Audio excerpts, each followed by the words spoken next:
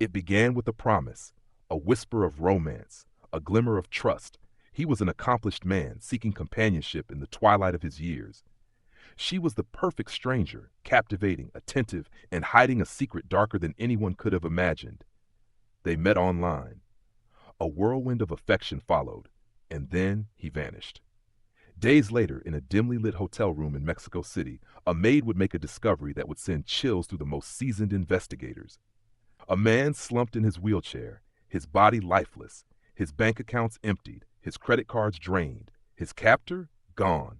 This was no ordinary scam. This was a methodical hunt, a romance scheme designed not just to steal, but to destroy. Aurora Phelps, a name that would soon become synonymous with deception and death, had played her hand again. But this time, the stakes were higher than ever before. How did a seemingly innocent date turn into a nightmare? And how many victims did she really have? The answers are more terrifying than you can imagine. Across the world, millions of people turn to the internet in search of connection, a simple message, a shared interest, a conversation that begins with possibility. But in the shadows of this digital landscape, unseen predators wait. They do not strike with force. They do not need weapons. Instead, they wield something far more powerful: words, promises, the illusion of love.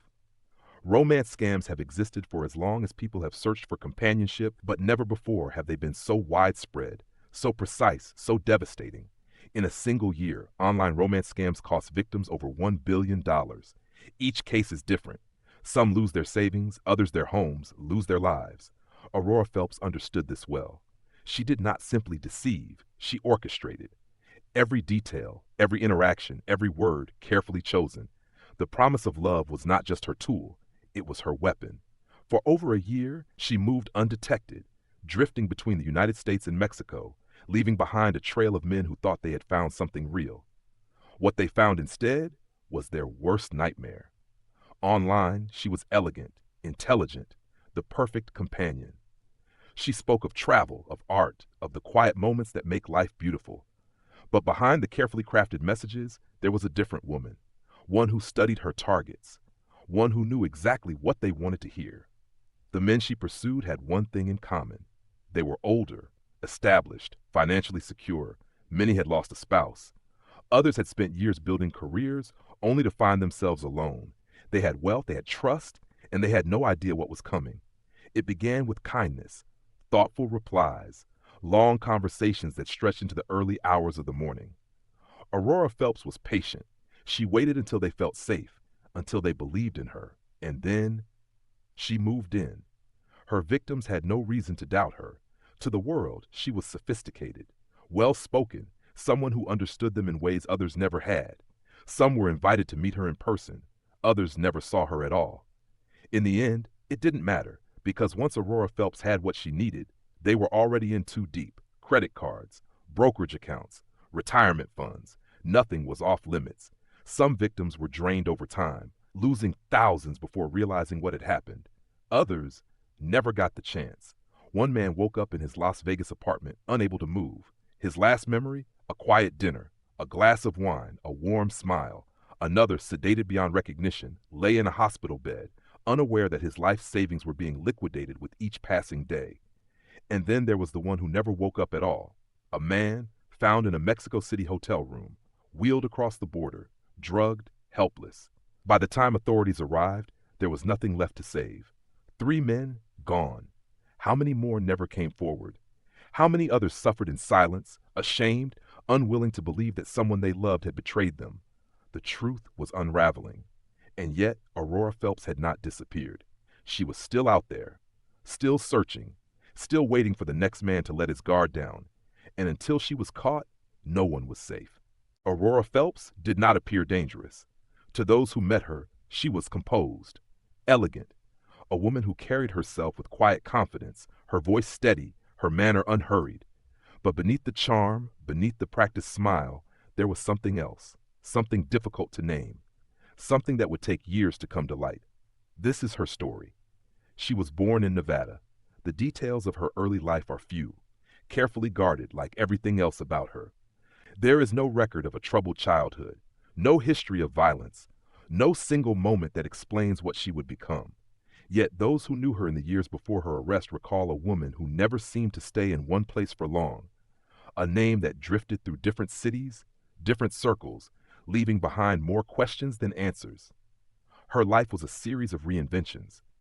She could be anything the moment required: a businesswoman, a traveler, a devoted partner, and for a time, it seemed to work. She lived well, always in places just beyond her means, surrounded by luxury she did not earn. She dressed carefully, selecting each piece with intention.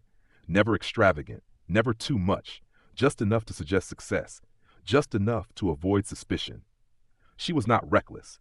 Not yet. In the beginning, the scams were small. A credit card opened in someone else's name, a stolen check, a favor borrowed, never repaid. She was careful, calculated. When confronted, she was quick to disappear, leaving nothing behind but a disconnected phone number and an empty promise. For most, these were warning signs, red flags that something was not right. For Aurora Phelps, they were lessons. She learned that trust was easy to earn and even easier to exploit, that the right words, the right gestures, people would believe anything. And most importantly, she learned patience. She did not rush. She did not take unnecessary risks. She waited. Her victims were never chosen by accident. They were men with wealth, but more importantly, they were men who wanted to believe in something. Some were lonely, some were hopeful, all were willing to listen, and that was all she needed. For a time, she operated alone, but soon there were whispers of something more: a connection to organized fraud rings in Mexico, an ability to move money seamlessly across borders, a growing network of stolen identities, each one vanishing before it could be traced. She became more ambitious. The scams grew. The numbers climbed. No longer satisfied with stolen credit cards, she turned to brokerage accounts, investments, the kind of wealth that did not disappear overnight. And still, it was not enough, because money was only part of the game. What she wanted, what she craved, was control. She did not just steal, she orchestrated. She did not just take, she consumed. By the time authorities began to take notice, it was too late. Aurora Phelps had mastered the art of deception. She could sit across from a man, hold his gaze, and make him forget every reason he had to doubt her. And when the time was right, when she was certain he had surrendered completely, she would strike. There was no struggle, no fight, no violence, only the slow realization that something was terribly, terribly wrong. A feeling of exhaustion, sudden and overwhelming. The world narrowing, darkening, the quiet panic of a body that would not respond, and then nothing. By the time her victims woke, if they woke at all, Aurora Phelps was already gone. The accounts emptied, the transactions completed, the woman they thought they knew vanished. She had done this before, she would do it again, and until she was caught, no one was safe.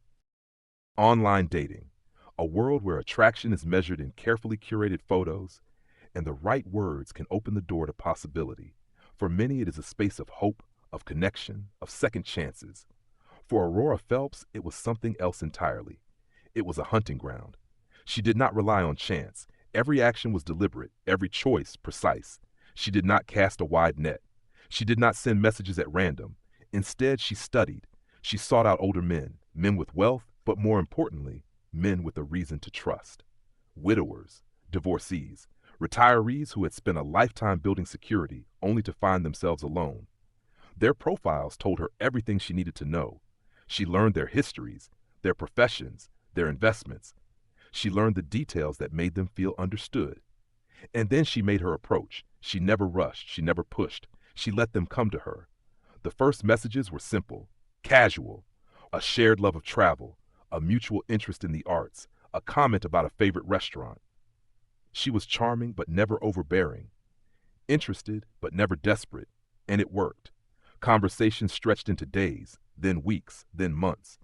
She did not ask for anything. She did not need to, because by the time her victims realized they were in love, they had already begun to give.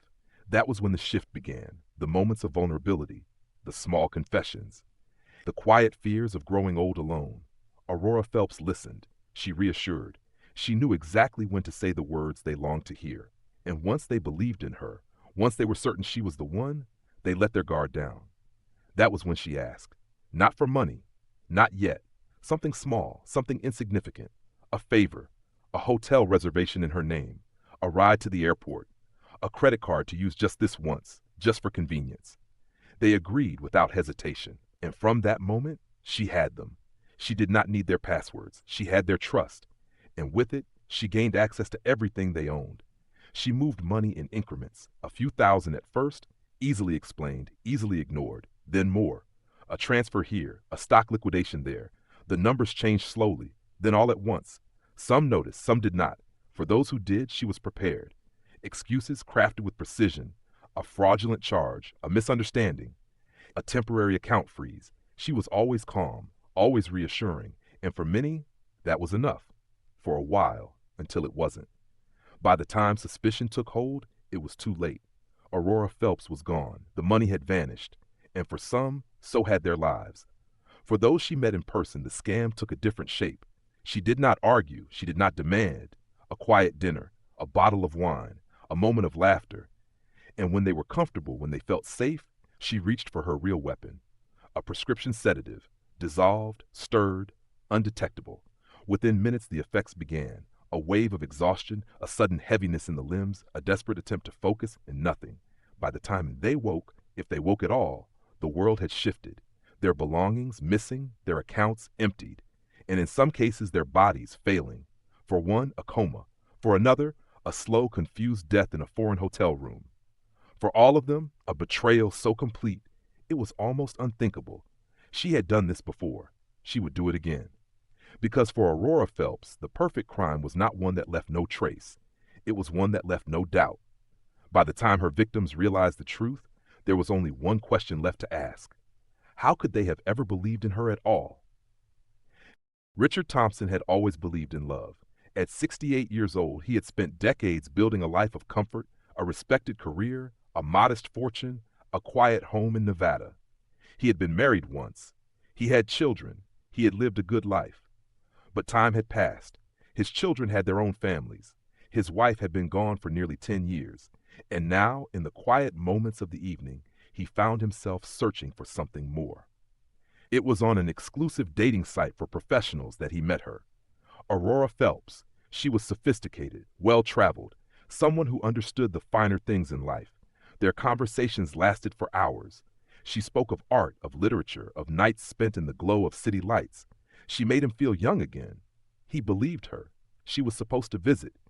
A weekend together, a chance to see if the connection they shared was real. She suggested a quiet dinner, a glass of wine, a moment to celebrate the beginning of something new. But by morning, Richard Thompson was unresponsive.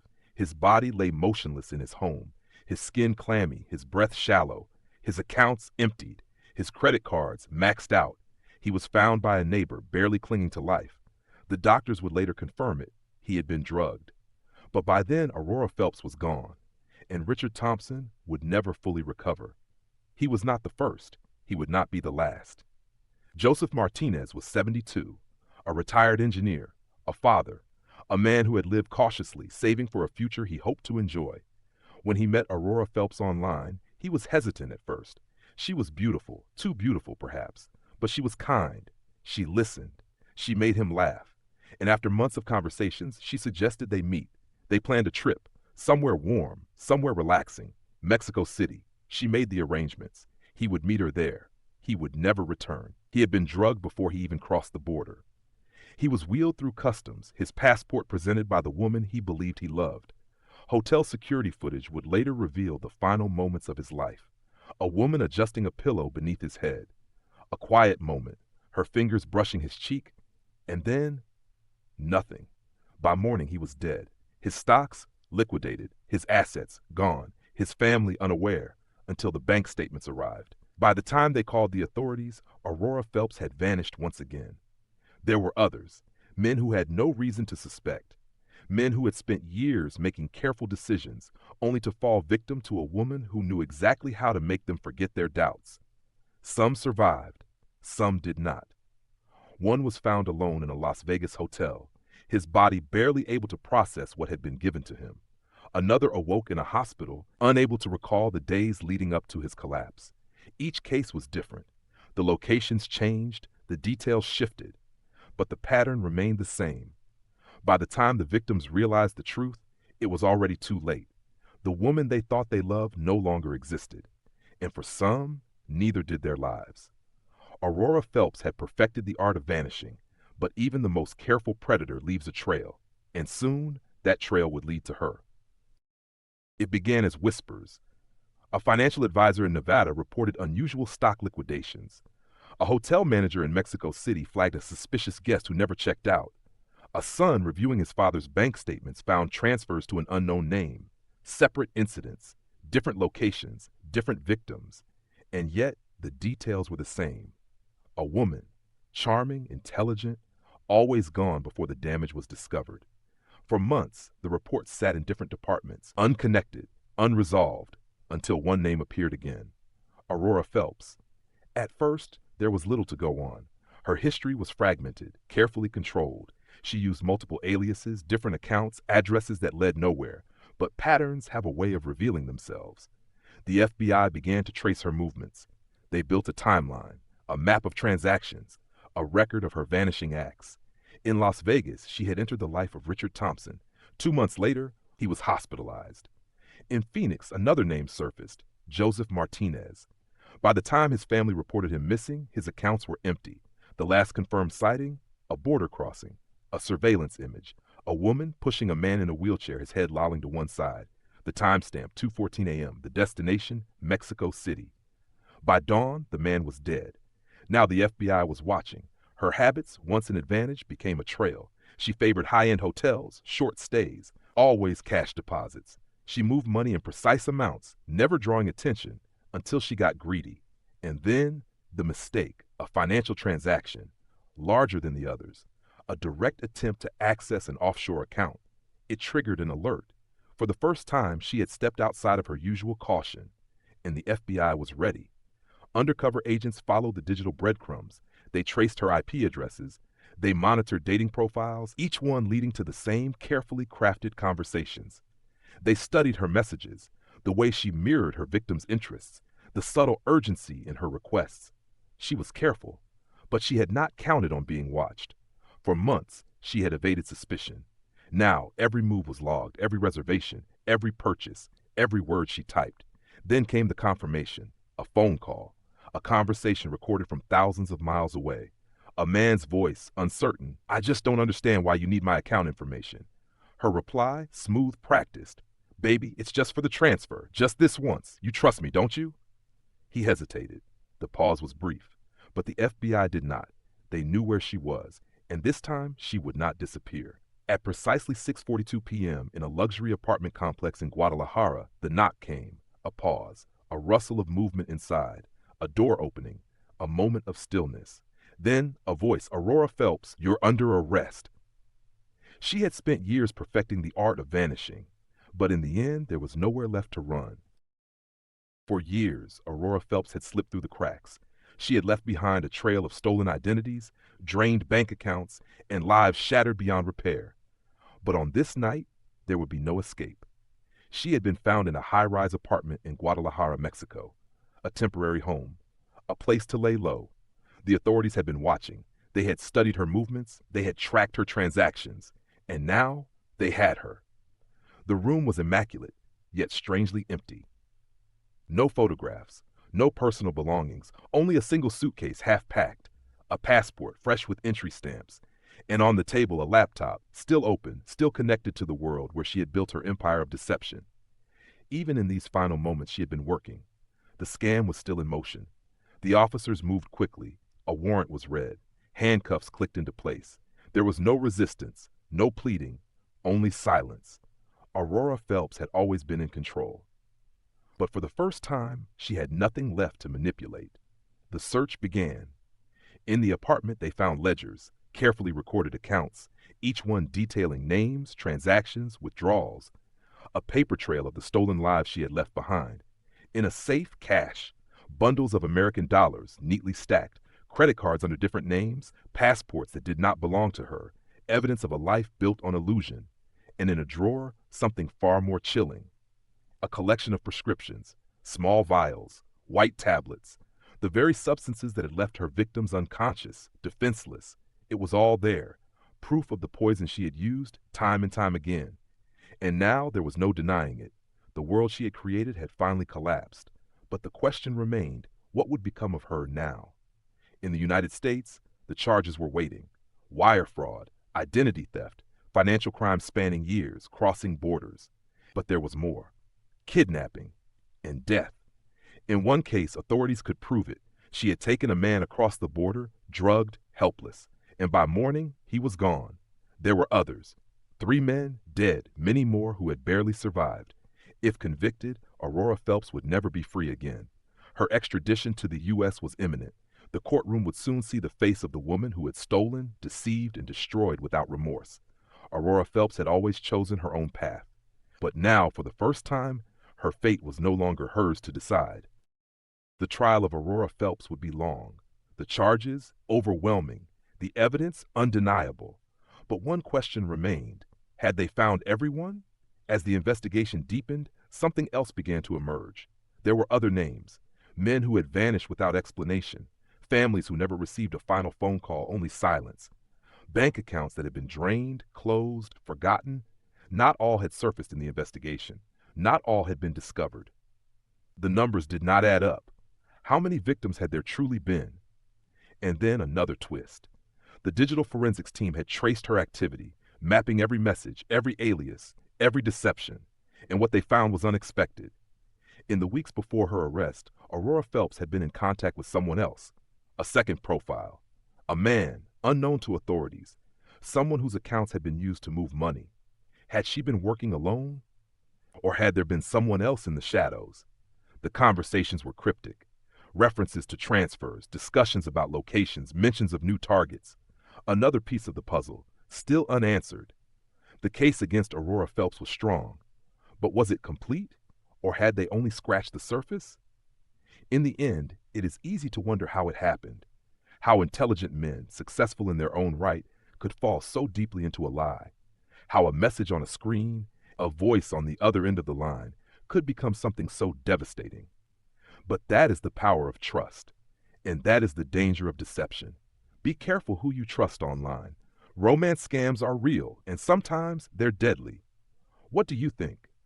Could there be more victims? Could there be someone else out there still carrying out the same crimes? Let's talk in the comments.